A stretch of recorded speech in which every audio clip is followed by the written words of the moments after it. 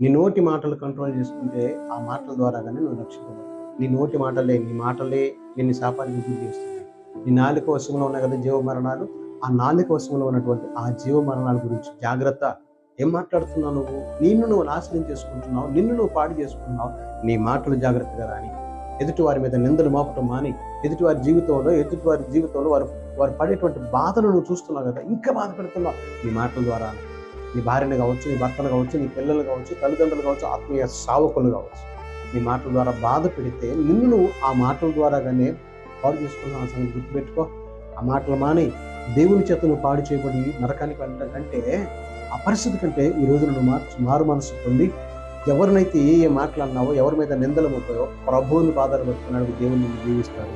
ఆ యొక్క నరక కోపం నుండి నువ్వు రక్షించగలిగిన సమర్థుడు నీకు తోడున్నాడు. అర్థమవుతుందా? పద్ధతి మార్చుకుందాం, మాటలు మార్చుకుందాం. దేవుడి కృప నీకు దయచేయండి. ఆమేన్.